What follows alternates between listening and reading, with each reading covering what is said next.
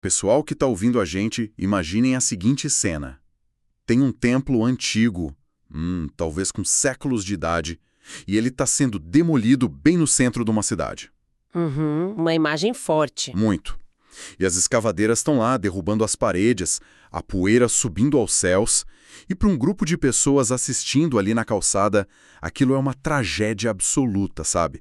Um ato de violência extrema contra o sagrado. Uma destruição da identidade deles, né? Exato. Só que, na mesma calçada, um outro grupo vê a mesma demolição como, tipo, um ato de libertação, a remoção de um símbolo de opressão histórica, o marco de uma nova era de paz. E aí que tá. Os tijolos caindo são exatamente os mesmos. O som das máquinas também é o mesmo. O fato material é inegável. Tá ali na frente de todo mundo. Mas a interpretação do que está acontecendo é completamente oposta. E a pergunta que não quer calar para a nossa imersão de hoje é por quê? E a resposta é que a gente nunca enxerga o mundo através de lentes perfeitamente transparentes, sabe? A resposta para essa demolição não está nos tijolos em si, está em quem está olhando para eles. E é exatamente essa mecânica invisível da percepção humana que torna o material de origem que a gente vai analisar hoje tão fascinante. Total. E para quem está acompanhando essa nossa conversa, o nosso foco de hoje parte de um material curto, mas com um peso intelectual massivo. Com certeza, é denso. Muito. A gente tem aqui as notas de uma transcrição educacional.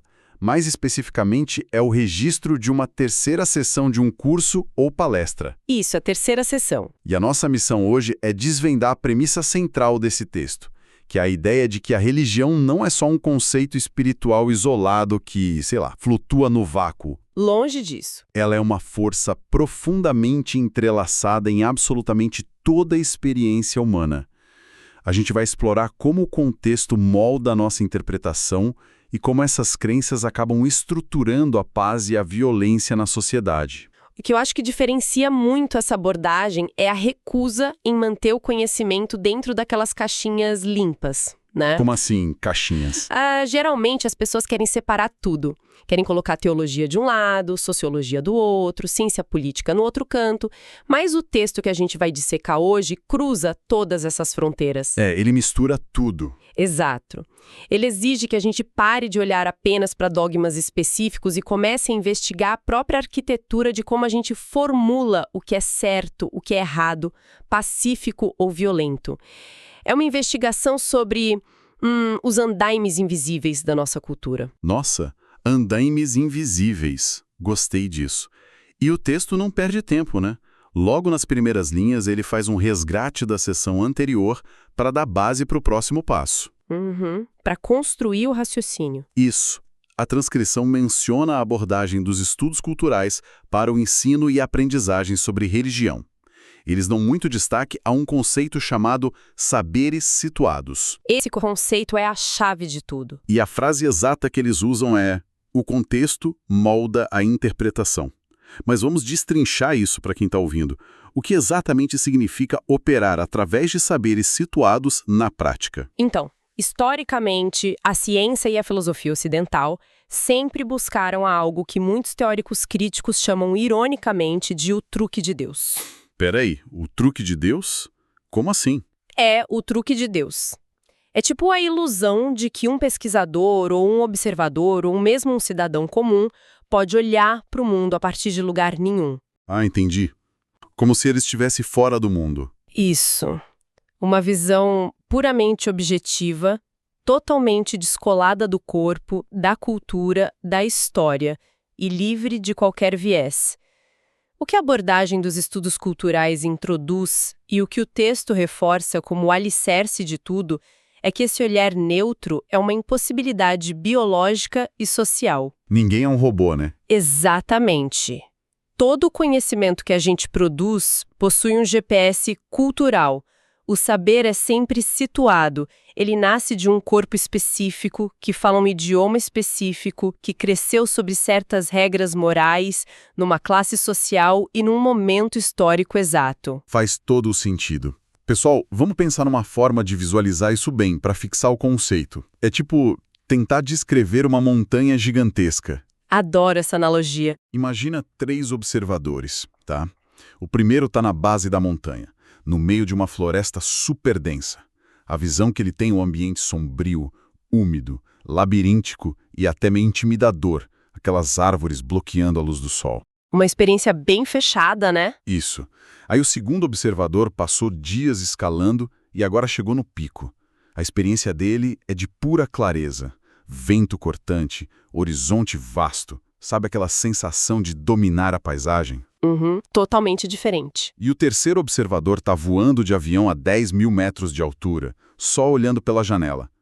Para ele, aquela mesma montanha não passa de uma pequena ruga no mapa, só um detalhe minúsculo no continente. A montanha em si não mudou 1 centímetro sequer.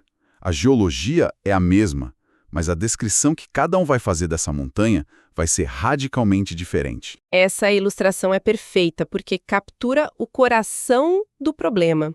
E o detalhe mais importante da sua analogia é que nenhum desses 3 observadores está mentindo. É verdade.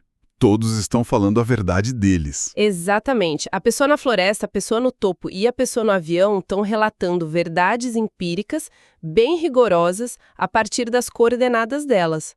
O perigo de verdade conversa é quando a pessoa no avião tenta convencer a pessoa na base de que a floresta não existe. Caramba. Só porque ela não consegue vê-la de cima. Pois é. Quando a fonte diz que o contexto molda a interpretação, ela está estabelecendo uma regra de ouro para os estudos religiosos. Não é possível compreender um texto sagrado, um ritual ou um conflito religioso apenas analisando o evento isolado. Tem que olhar o entorno. É imperativo perguntar de onde o observador está falando e de onde os praticantes estão agindo. Isso estabelece o terreno perfeitamente. Porque assim, se a gente assume que não existe observação fora do contexto, a grande questão passa a ser qual é o tamanho desse contexto quando a gente fala de religião. E é aí que a transcrição avança. Sim, para o foco principal daquela aula, introduzindo o que eles chamam de o terceiro princípio dos estudos religiosos. Exato. O texto propõe uma investigação bem profunda da noção de que as religiões estão, e aqui eu cito, incorporadas em todas as dimensões da experiência humana. Olha, peraí, deixa eu fazer o papel do cético da história aqui. Vai em frente. Porque essa afirmação me soa quase perigosa. Se a religião está em todas as dimensões da experiência humana, essa palavra não começa a perder o sentido? Como assim perdeu o sentido? É tipo, se tudo é religião, se a política é religião, se a arte é religião, se o comércio é religião, então na prática nada é religião. Fica parecendo que a gente está esticando o conceito até ele arrebentar. Entendo o seu ponto. Porque na nossa sociedade moderna a gente não vive de forma super compartimentada. Imagina, a pessoa trabalha num banco secular de segunda a sexta e talvez se ela tiver uma crença ela dedique ali umas 2 horas domingo para a espiritualidade dela. O resto do tempo é puramente laico. O texto está sugerindo que essa divisão é uma farsa? Essa é a grande provocação central desse terceiro princípio. E a resposta direta é sim. A ideia de que a religião é só um hobby de fim de semana, perfeitamente isolado do resto da vida, é uma ilusão muito recente. Sério? E altamente específica de certas sociedades ocidentais modernas. Dizer que a religião está em todas as dimensões não significa que todo ato humano seja uma oração consciente, sabe? Ah, tá. Ninguém tá rezando enquanto faz planilha. Exato.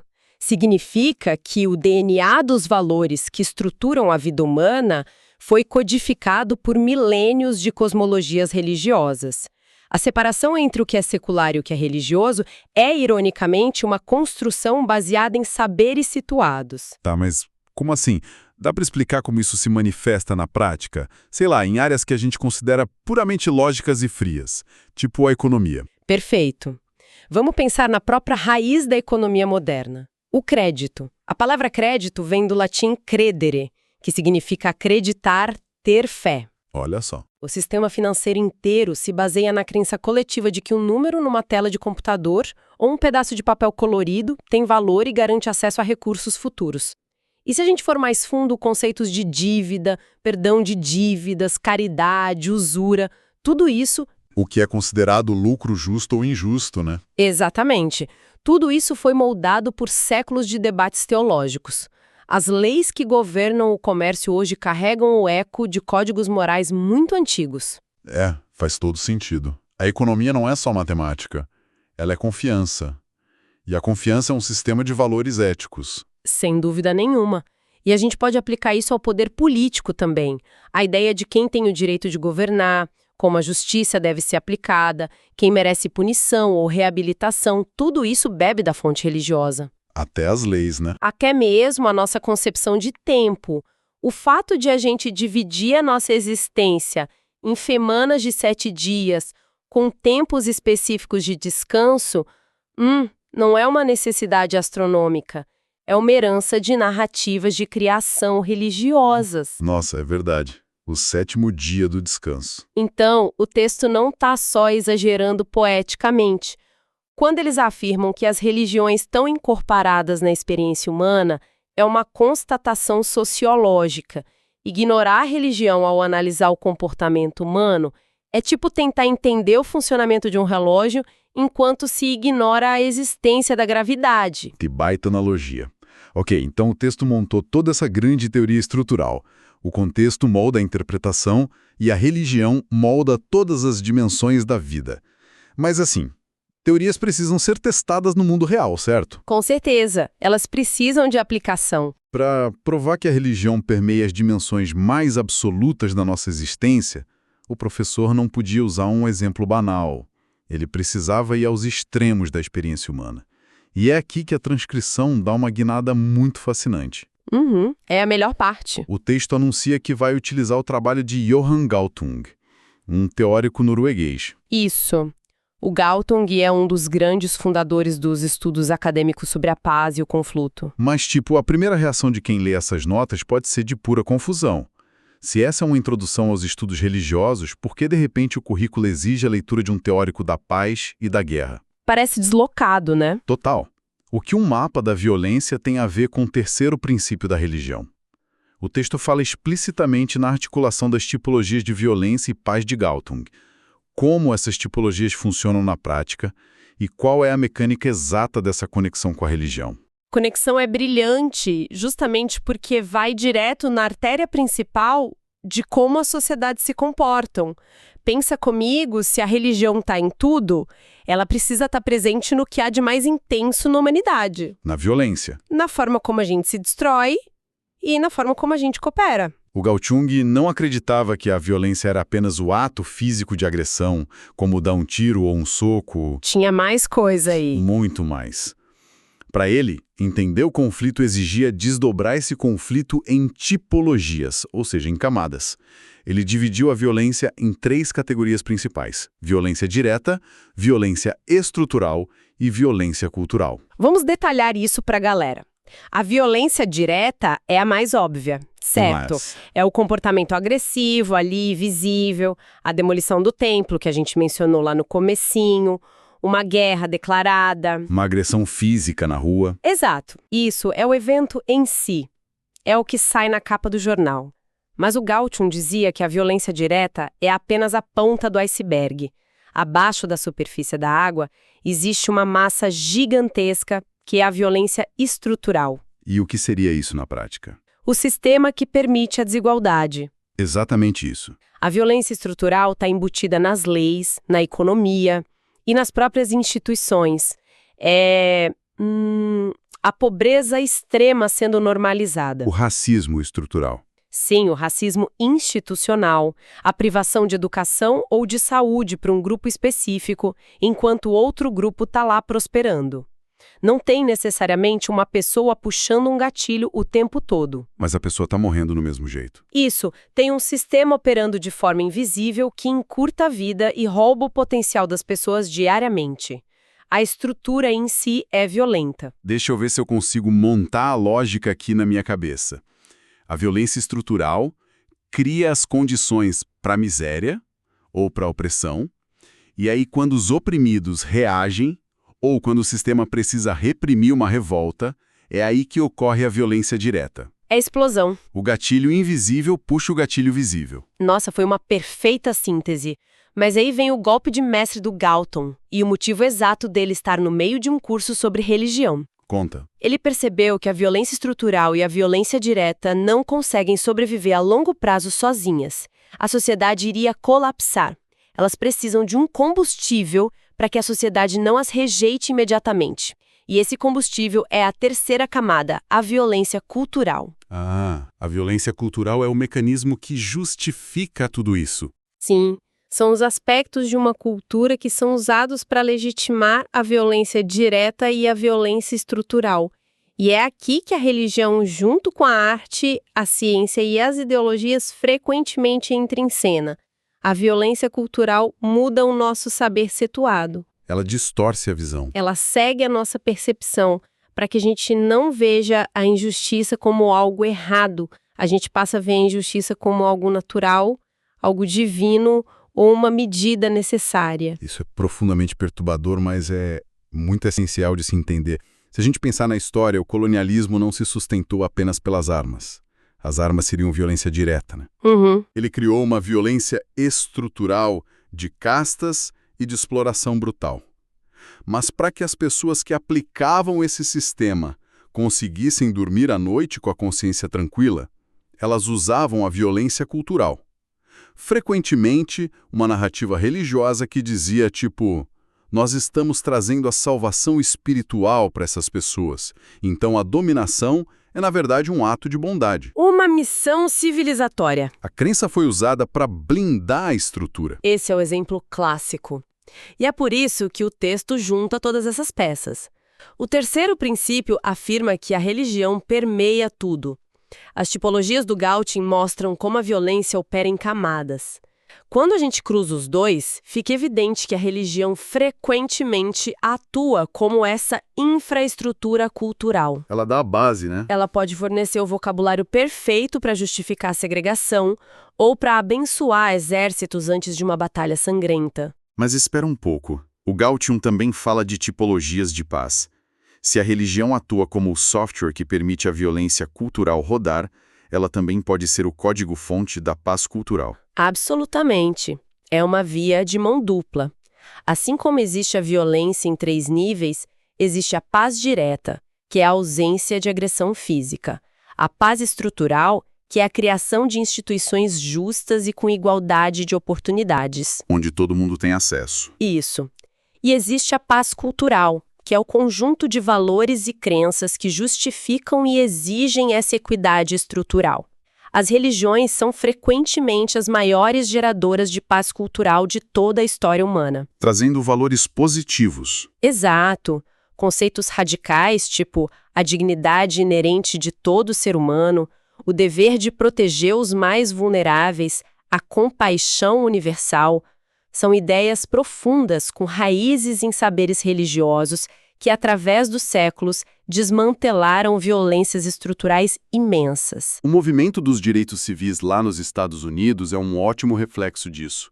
A mobilização para quebrar a violência estrutural da segregação foi liderada por figuras clericais, impulsionada por músicas espirituais e justificada por uma linguagem intensamente religiosa.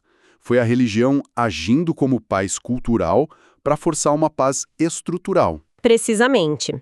E agora a gente chega no cume lógico que o material de origem queria que os alunos alcançassem. Não é possível olhar para um tratado de paz ou para uma zona de guerra e focar apenas na ponta do iceberg. Só nos tiros ou nos apertos de mão? Exato. É necessário olhar para baixo da água, para as estruturas de poder. E mais profundamente ainda, é preciso investigar as crenças culturais e religiosas que estão ali, nos bastidores, justificando a guerra ou inspirando a reconciliação. E lembrando da nossa primeira lição de hoje, a gente tem que fazer tudo isso entendendo os nossos próprios saberes situados. Sempre. Porque a gente não está fora do mapa. É impressionante a densidade intelectual que poucas linhas de uma ementa de curso conseguiram gerar para a gente hoje. Em vez de simplesmente lermos uma lista de tópicos, o que essa fonte nos ofereceu foi um verdadeiro mecanismo de raio-x para a sociedade.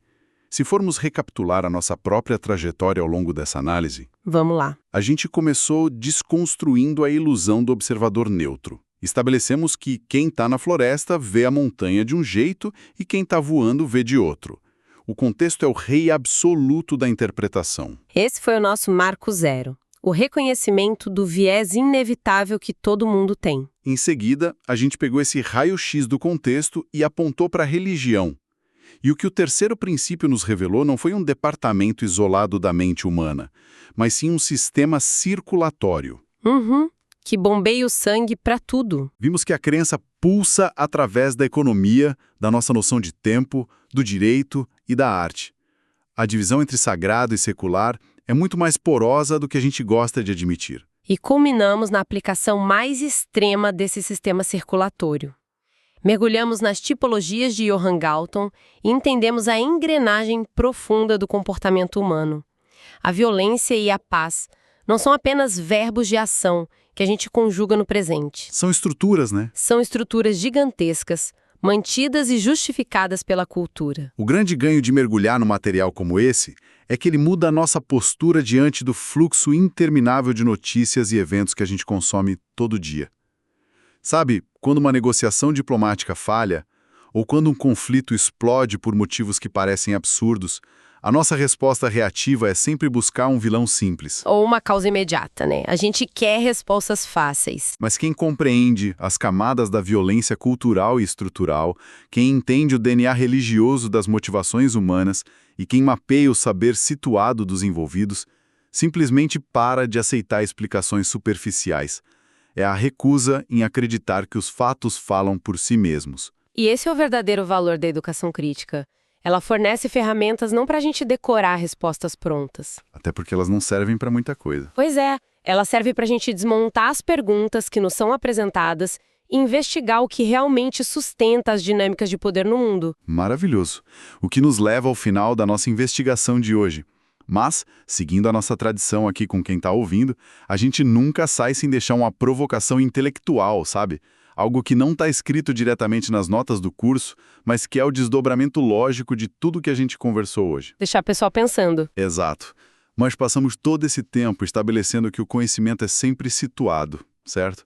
Que as crenças permeiam tudo e que a violência ou a paz cultural justificam as estruturas invisíveis da sociedade. Uhum. Pensando nisso, pessoal, se o nosso truque de Deus é uma ilusão total e se a nossa visão é moldada pelas coordenadas da nossa própria cultura ocidental, seja ela laica ou espiritualizada, A pergunta que fica é: até que ponto as certezas absolutas com as quais nós fomos criados não estão de forma completamente indetectável nos fazendo interpretar atos profundos de violência estrutural como se fossem apenas o funcionamento pacífico e natural do mundo? nossa, E, por outro lado, até que ponto a gente não está enxergando resistências genuínas e atos de paz de outras culturas como se fossem agressões incompreensíveis? A lente, como a gente viu, nunca é transparente. Resta saber se a gente tem coragem de examinar o nosso próprio grau de miopia. Fica a reflexão.